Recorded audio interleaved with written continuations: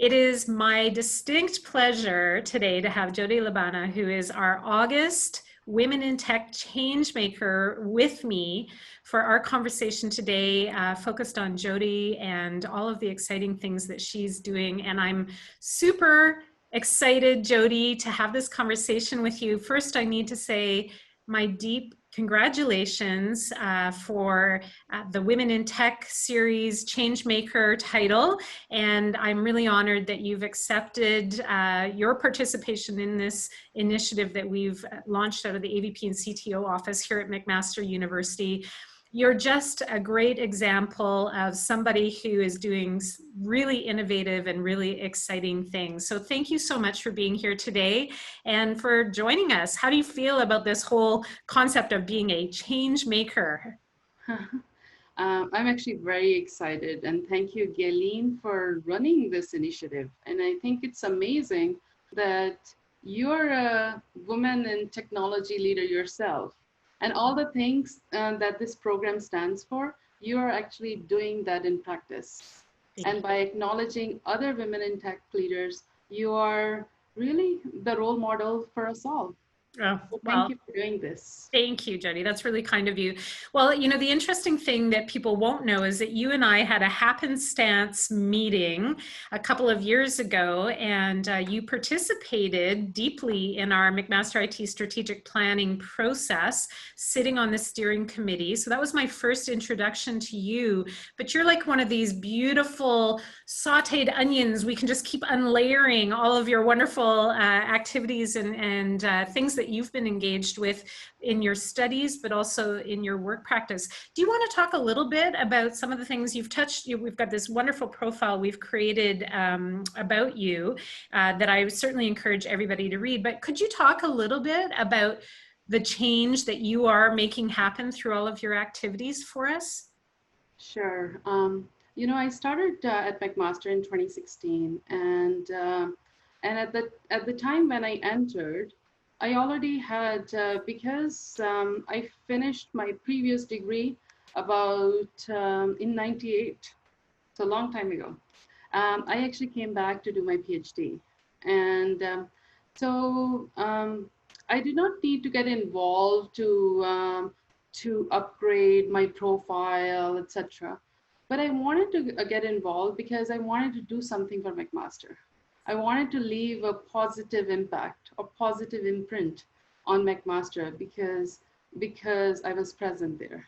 It was like my giving back to McMaster for what it was doing for me through 4 years of guidance and care that it's showing me through my PhD process. And so what it started off with, I became part of the Graduate Students Association of McMaster. I was their VP and then part of the board of directors. I was also the VP for DeGroote Doctoral Students Association. I even tried to start a Mac AI Institute, an Artificial Intelligence Institute back in 2017 for McMaster. And then finally, what turns out that there was actually a McMaster AI Society that got started around the same time frame when I tried to start the institute. And so that allowed me, in conjunction with the management of that McMaster AI Society, to set up an advisory board on top of the management that was already running the AI activities for students in McMaster. And so I'm really glad now we have 8 board members, including yourself as one of our key board members. You know, for every board needs to have an anchor. You are anchor that attracts other, it's a magnetic attraction to other CTOs, such as we recently got Microsoft CTO to say yes to come on to the board with us. Yeah, it's a great honor to be able to contribute to a student experience here on campus. So thank you for inviting me to join you on that. But you definitely are the, I think both the propeller, the rudder, as well as the what do we call it, the steering wheel on that, and have already had a lot of influence and impact on the students that are participating on the AI Society. So that's really exciting. And it also, you've talked on a couple of things that I think it's really important for us to touch on. One has to do with this, you just have this wonderful way of focusing on the gift that you can give back. So while you're learning, growing, and developing and engaging in all of the things that you do, you really keep that humanity piece in place, and that sense of value that you want to be able to contribute, which I think is really important. And the AI Society, you've also had this really interesting transition to focus in AI. So maybe you can talk a little bit about that humanity and your love of AI, and the way in which you see that as the future, and what role you're hoping to play in that future. Yes, it's interesting.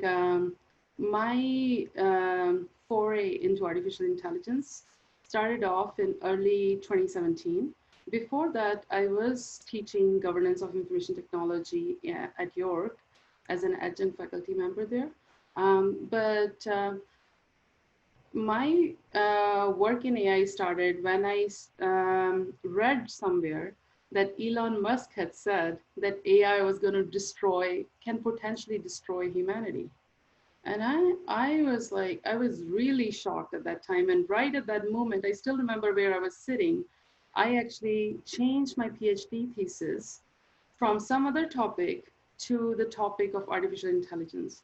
And I said to myself, whatever I could do, whatever little I could do, I want to make a positive impact in the AI domain, so that if there are so big negative ramifications of AI, the positive force needs to be strong enough to counter it. And I believe that good people of the world need to start to understand these digital technologies, whether it's AI, quantum physics, blockchain, etc., because they're going to significantly change our lives. And we want people who are decision makers to understand what issues and opportunities there are, and be able to set up right policies, right mechanisms to deal with any risks that we may face. Yeah, and I think I really appreciate what you've just said there, because that, the excitement, or what I always call delightful technologies that we really want to engage in for all the wonderful experiences we can have with them. That's wonderful, but if we don't have structures around that to help us provide certainty about security and privacy, and the way in which data flows, then it can cause more problems than good, which is somewhat referencing, I think, Elon Musk's thinking. But AI run rampant, we don't want that. But your background is really interesting in that respect, because you have that auditing. So you're a rule follower or a rule implementer, while also being a rule breaker. Have you thought about yourself like that yin yang that you have in your areas of interest? Yes, very interesting that you noticed that, because I was actually talking to an AI expert recently, and you must have heard about something called adversarial AI. And the way it works is it's set up to dodge the existing AI systems. And I was telling him that on one side, I want these adversarial AI to not work. But on another side, if we are in a scenario where an authoritative regime takes over the world, I want these adversarial AI to help us out and be able to dodge those systems that are controlling humanity. So it is definitely that balance between the two that we need to manage. It's harnessing challenging, or power for good, essentially, is what you're saying, like trying to ensure how we can take advantage of the powerful side while still ensuring that we're keeping ourselves moving in a values-based direction. Is that right? Yes, definitely. And I guess kind of keep a tab on power. Right. because power can just go in a negative direction as well. Yeah. So on one side, we want to be able to use the opportunities that AI creates. On the other side, we need to keep a tab on its negative ramifications. So that deep core in you that wants to focus on the people side of all of both the technology and even in governance and processes. I mean, the people are at the core of a lot of the areas that you have interest in. Can we talk a little bit about what your thoughts are around the mentorship and providing opportunities in technology and opening it up beyond what we, I think, more traditionally have thought about from a technology perspective, those more, hands-on. You have this wonderful quote that you talked about with, it's not all cables and networks. It's, I know I'm misquoting on that, but the opportunity to really think about the way in which we help to support people to engage with technology. Can you explore that for me? And I think maybe with a bit of the lens of the Women in Tech series as well, please. Yes. I think from women in tech perspective, to take that first, I find that some women, some girls, especially including my own nieces, um, they are not into technology. And it makes me question why they are not. Is it some issue with the technology itself? Or is it an issue with the interests of women or girls initially in their younger ages? And perhaps it's a bit of both. And now the question is, how do we deal with it? Because technology is, as I say, taking over the world. And so we need to bring women into the rep so that they also can become leaders like yourself and help lead it in a more balanced way rather than just going straight towards profitability and power, etc. Um, so what I've found is, as I work with artificial intelligence, is it's not about coding only. It's not about dealing with programming or even agile management. It is more about people and culture. It's about problem identification. You have to start off with proper problem identification. Then you got to get management support to deal with the problem that you have identified. You need to have proper culture within the organization to have it properly implemented. So technology part is, it's only 10 to 20% of the whole AI play. So I think we need to train women in knowing this, that it's not, if they don't like programming, that's okay. They can still be leaders in tech because they have the other 80% that will drive the whole AI equation.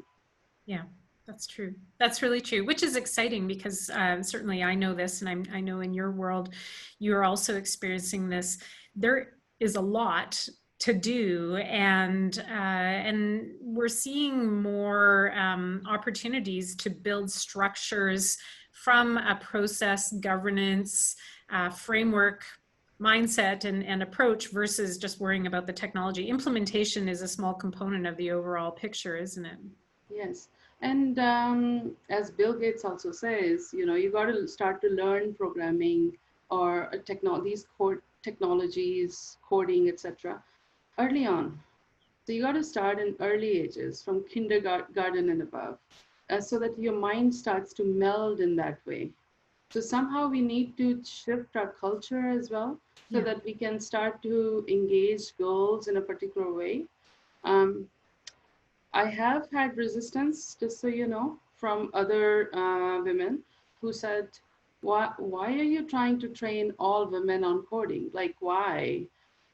Because they have other interests.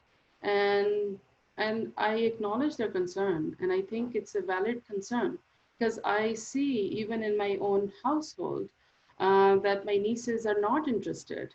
So what can we do with technology itself?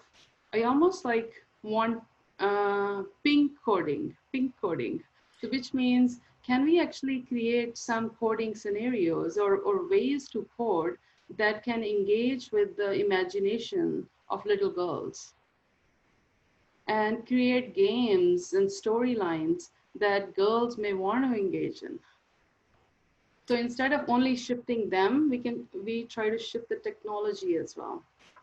I like that. I think that's you talk about that in the profile that we've created for you as well, about the whole turning things on its head. So not so much all of us trying to adapt to the technology, but trying to ensure that we're always thinking about how the technology can adapt to us and our needs and how we are. So, and that's the change maker in you, Jodie, which is amazing. So I'm really excited that we've got an opportunity to highlight and focus on you. Is there any one thing that you think would be helpful as we wrap up here for our conversation today that you think might be inspiring? I mean, you have so many inspiring things that you say in your profile, and you are just by nature a really inspirational individual. So anything that you'd like to share with people before we wrap up for today?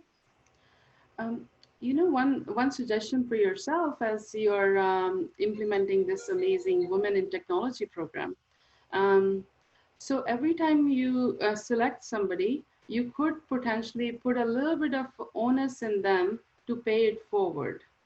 So what that means is, it's kind of like you could ask Jodie, okay, we have recognized you, but can you now go and help 3 other women to become leaders in technology as well?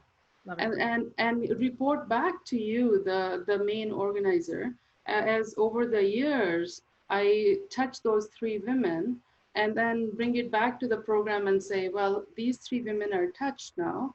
And now I have further asked them to do 3 women each.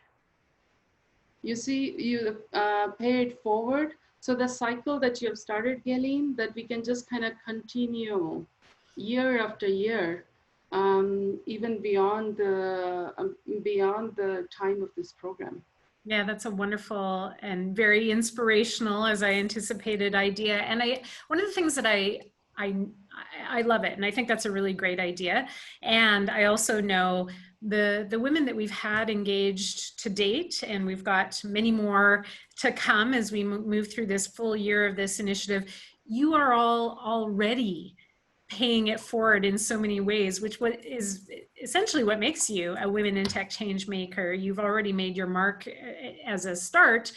We've taken notice, and I think a lot of people need to really pay attention to wonderful things that you're going to do as you move forward, and the influence and impact that you're going to have on other people. Clearly, I mean, that's already happening. So I want to thank you so much. I want to congratulate you again, Jodie. You really are an amazing individual who's done so many interesting things, and you have your tendrils out, and you are already supporting and nurturing and growing others. So thank you for the things that you've been doing and for being part of our Women in Tech Changemakers series for August. And we certainly encourage everybody to spend time getting to know you a little bit better through your profile. And yeah, so thank you again. It's just been a real pleasure, and I'll look forward to seeing you at the board. Sounds good. Thank you, Gayleen, for having me as your change maker and spending the time with me in this interview. My deep pleasure. Thank you. Cheers. Have a good day. You too. Thanks so much.